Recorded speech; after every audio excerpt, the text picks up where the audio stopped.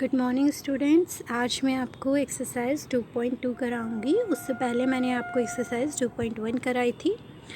तो बच्चों स्टार्ट करते एक्सरसाइज 2.2, जिसमें फर्स्ट क्वेश्चन में कहा है मान लीजिए a इक्वल्स टू, आपको एक सेट गिवन है जिसमें 1 to 14 तक एलिमेंट है और आपको बच्चों एक रिलेशन गिवन है। रिलेशन आपको क्या गिवन है वो मैं आपको बता देती हूँ। रिलेशन में आपको कहा है कि एक्स वाई प्रोडक्ट है, जिसमें आपको कंडीशन दी हुई है 3x minus Y equal to 0। और इसमें कहा है जहाँ x और y दोनों ही सेट A के एलिमेंट हैं। सेट A के एलिमेंट है बच्चों, और सेट A में एलिमेंट है 1 to 14, यानी कि x और y दोनों सेट A में से आपको लेने हैं। ठीक है, उसके द्वारा A से A का एक संबंध R आपको लिखना है, यानी कि R जो है वो A से A में एक संबंध है वो आपको बताना है। इसके प्रांत, सह प्रांत और परिसर लिखिए। इसके प्रांत भी बताना है, सह प्रांत भी बताना है और परिसर भी आपको इसमें बताना है। तो बच्चों स्टार्ट करते हैं क्वेश्चन।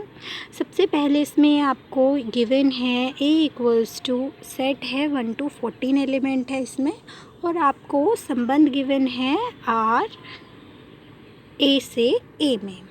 ठीक है, फिर कहा है आपसे R जो है आपको गिवन है एक्स वाई एलिमेंट है और कंडीशन है 3x माइनस 0। बच्चों 3x माइनस 0 को y इक्वल्स टू 0 को आप कैसे लिखेंगे? ये इधर माइनस में है, नेक्स्ट साइड चला जाएगा प्लस में, 3x इक्वल टू वाई, यानी कि आप 3x minus Y equal to 0 को 3x इक्वल टू वाई भी लिख सकते हैं। ठीक है, अब बच्चों मैंने आपको कार्टेशियन प्रोडक्ट बताया था। रिलेशन में कार्टेशियन प्रोडक्ट कैसे फाइंड करते हैं वो मैंने आपको बताया था, है ना। 1 to 14 तक एलिमेंट है तो a की वैल्यू पुट की है, दोबारा भी a की ही करनी है बिकॉज आपको रिलेशन दिया है a से a में, तो उसके लिए आप a की कार्टेशियन प्रोडक्ट a के साथ फाइंड करेंगे। तो 1 से 14 तक एलिमेंट है, दूसरे में भी 1 से 14 तक है। बच्चों कार्टेशियन प्रोडक्ट मैंने आपको बताया था कैसे फाइंड करते हैं। पहले 1 एलिमेंट 1 के साथ लेंगे, फिर 1 2 के साथ, 1 3 के साथ और 1 14 के साथ, एंड सो ऑन। ठीक है, उसी तरह से आप करेंगे कि 2 को 1 के साथ मिलेंगे, 2 को 2 के साथ मिलेंगे, 2 को 3 के, इसी टाइप से लास्ट में 2 को 14 के साथ आप लेंगे।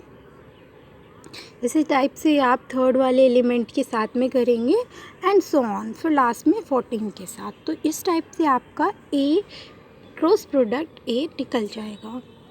अब बच्चों क्वेश्चन में रिलेशन दिया था आपको, क्या दिया था कि 3x किसके इक्वल है? y के इक्वल है। इसके अकॉर्डिंग आपको वैल्यूज़ पुट करनी है। बच्चों x जो है वो भी a का एलिमेंट है, y भी a का एलिमेंट है, तो x में आपके 1 से 14 तक आप वैल्यू पुट कर सकते हैं और y की वैल्यू भी 1 से 14 तक ही आपके पास होनी चाहिए। ठीक है, चलिए अब मैं आपको बता देती हूँ रिलेशन कैसे निकालेंगे। आपको गिवन था 3x इक्वल टू वाई। जब आप यहाँ पर x की वैल्यू 1 पुट करेंगे तो आपके पास y कितना आ जाएगा स्टूडेंट्स? 3 आ जाएगा, है ना। अगर x को 2 पुट कर रहे हैं तो y 6 आएगा बिकॉज 3 2 जा 6। उसी तरह से x को आप 3 रख रहे हैं तो y 9 आएगा, x को 4 रखने पे 12 आएगा। अब स्टूडेंट्स मैं आपको बता देती हूँ x को हमने 5 क्यों नहीं रखा है वो मैं आपको बता देती हूँ। अगर सपोज़ हम यहाँ पे x को 5 रख देते हैं तो y कितना आ जाएगा स्टूडेंट्स? 15 आ जाएगा। लेकिन y के एलिमेंट आपको सिर्फ 1 से 14 तक ही गिवन है ना। 1 से 14 के बीच में आप कुछ भी ले सकते हैं, लेकिन 15 आ गया है तो 15 इसके अंदर इंक्लूड है ही नहीं, और जब 15 इंक्लूड नहीं है तो वो एलिमेंट भी आपको नहीं लेना है। ठीक है, तो आपका रिलेशन आ जाएगा 1 3 2 6 3 9 4 12। अब बच्चों आपसे कहा है प्रांत बताना है, तो ये जो संबंध आपको गिवन है इस संबंध में जितने भी x के अवयव हैं वो सारे क्या होंगे? प्रांत होंगे। ठीक है, तो प्रांत कौन से होंगे? x के अवयव 1 है, 2 है, 3 है और 4 है, तो इसीलिए इसमें प्रांत में 4 एलिमेंट होंगे, 1 2 3 4। उसके बाद बच्चों सहप्रांत बताना है। सहप्रांत मैं आपको बता देती हूँ, बिकॉज आर जो है डिफ़ाइन किया गया है ए से ए पे, तो सहप्रांत होता है ए, यानी कि डोमेन में जितने भी एलिमेंट हैं वो सारे सहप्रांत में आएंगे। तो सह प्रांत में बच्चों ए सेट आपको डिफ़ाइन किया गया था 1 से 14 तक, तो इसीलिए सह प्रांत में आपके 1 से 14 तक सारे एलिमेंट्स लेने हैं आपको। ठीक है, अब परिसर की बात करते हैं बच्चों। परिसर क्या होता है? रिलेशन में जितनी भी y की वैल्यूज़ होती हैं वो परिसर होते हैं। तो y में 3 आ रहा है, 6 आ रहा है, 9 आ रहा है और 12 आ रहा है, तो ये आपका परिसर हो जाएगा। समझ में आया? चलिए नेक्स्ट क्वेश्चन मैं आपको समझा देती हूँ। क्वेश्चन नंबर 2, इसमें आपसे कहा है एक सेट ए दे रखा है आपको, सेट बी दे रखा है। सेट ए में 1 2 3 5 4 एलिमेंट है और सेट बी में 4 6 9 3 आपके पास एलिमेंट है। फिर इसमें कहा है आपसे कि ए से बी में संबंध, यानी कि संबंध है ए से बी में, रिलेशन आपको गिवन है ए टू बी। ठीक है, ए से बी में आर कहा है एक्स वाई है और एक्स और वाई का अंतर विषम है, यानी कि ए बी में जो एलिमेंट्स गिवन हैं उनका अंतर क्या आना चाहिए? विषम आना चाहिए। ठीक है, अब इसमें कहा है बच्चों एक्स भी एक्स ए का एलिमेंट है, एक्स तो सारे ए में से लेने हैं और वाई सारे बी में से लेने हैं।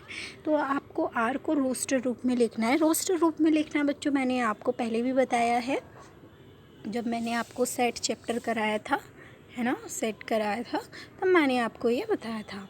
चलिए अब मैं आपको बताती हूँ कैसे लिखते हैं रोस्टर फॉर्म में। ए सेट और बी सेट दोनों ही हमें गिवन है। इन दोनों सेट के एलिमेंट को चेक करेंगे किस किस का डिफरेंस क्या आ रहा है, विषम आ रहा है। तो बच्चों 1 और 4, पहले 1 और 4 के बीच का देख लो। तो 1 में से आप 4 माइनस करोगे तो -3 आएगा, है ना, या फिर 4 से आप 1 कर लो 3 आएगा। लेकिन हमें तो विषम संख्या देखनी है, तो बच्चों -3 भी विषम है और 3 भी विषम है। तो आप क्या लिखेंगे यहाँ पे? 1 और 4। ठीक है, उसके बाद 1 और 6 का डिफरेंस 5 आता है जो विषम संख्या है। जो 1 और 9 नहीं लेंगे क्योंकि 8 आ जाएगा और 8 क्या होती है? सम संख्या होती है। ठीक है, तो 1 4 1 6 हो गया। उसके बाद 2 से स्टार्ट करेंगे। 2 4 नहीं लेंगे बिकॉज 2 में से 4 माइनस करेंगे विषम सम संख्या आ जाएगी, हमें तो विषम चाहिए। तो 2 को 6 के साथ में भी नहीं ले सकते, 4 आ जाएगा जो कि सम संख्या होगी। 2 को 9 के साथ में लेंगे बिकॉज 7 आ जाएगा इसमें। ठीक है स्टूडेंट्स, कितना आ जाएगा? 7। तो इसलिए 2 को हमें लेना है किसके साथ में? 9 के साथ में। उसके बाद स्टार्ट करते हैं 3 को 4 के साथ में लेंगे, 1 आएगा जो कि विषम संख्या होती है। 3 को 6 के साथ में लेंगे तो कितना आएगा? 3 आएगा जो कि विषम संख्या होती है। 3 को 9 के साथ में लेंगे तो बच्चों 6 आएगा जो कि सम संख्या होती है, इसलिए वो नहीं लेंगे हम। 5 को स्टार्ट करते हैं। 5 को 4 के साथ लेंगे तो 1 आएगा जो कि विषम संख्या होती है। 5 को 6 के साथ लेने पे भी 1 आएगा जो कि बच्चों क्या होती है? विषम संख्या होती है। और 5 को 9 के साथ नहीं ले सकते बिकॉज 4 आएगा जो कि सम संख्या होती है। ठीक है, तो इसको रोस्टर रूप में लिखने के लिए आप इस टाइप से वैल्यू फाइंड करेंगे क्योंकि इसका अंतर विषम कहा था। चलिए अब मैं आपको इसका नेक्स्ट क्वेश्चन समझा देती हूँ। क्वेश्चन नंबर 3, इसमें कहा है दी गई आकृति समुच्चय P को, यानी कि ये आकृति दी गई है, इसमें समुच्चय P से समुच्चय Q का एक संबंध दर्शाती है, यानी कि ये आपका समुच्चय P है, ये आपका समुच्चय Q है। इसको आपको समुच्चय निर्माण विधि से लिखना है और रोस्टर रूप में भी लिखना है, फिर इसके प्रांत और परिसर आपको बताने हैं। ठीक है, चलिए स्टार्ट करते हैं। तो बच्चों सबसे पहले आप इसे रोस्टर रूप में लिखने के लिए निर्माण विधि में लिखेंगे पहले, क्योंकि कहा है समुच्चय निर्माण विधि से लिखिए, पहले निर्माण विधि से लिख लेते हैं। तो बच्चों इन एलिमेंट्स में आपको रिलेशन देखना पड़ेगा कि क्या रिलेशन है इनके बीच में। बच्चों 5 से 3, तो 5 से 3 है, 6 से 4 है, 7 से 5 है, तो आप देख रहे होंगे इनका डिफरेंस सेम आ रहा है। 5 से 3 देखेंगे 2 डिफरेंस, 6 से 2 पे भी, 4 से 2 डिफरेंस, 7 से 5 पे भी 2 डिफरेंस, तो सबका 2 आ रहा है डिफरेंस। ठीक है, सबके बीच में क्या क्या आ रहा है बच्चों? 2 आ रहा है। यानी कि आप क्या लेंगे, और बच्चों ये चेक करेंगे कि एलिमेंट किसके ग्रेटर हैं, तो x के ग्रेटर हैं। तो y equal to x minus 2 लिखेंगे आप। ठीक है, क्या लिखेंगे? y equal to x minus 2, या फिर आप x equal to y plus 2 भी लिख सकते हैं। y की वैल्यू 3 रखने पे x 5 आ जाएगा, 4 रखने पे x 6 आ जाएगा, 5 रखने पे x 7 आ जाएगा। इस टाइप से आपके पास एलिमेंट्स आ जाएंगे, इसलिए y equal to x minus 2 आप लिख लेंगे और x की वैल्यू डिफाइन कर देंगे कि 3 वैल्यू रखनी है x की, 5 6 7। तो ये इसका निर्माण रूप हो गया। अब बच्चों इसके रोस्टर रूप की बात कर लेते हैं।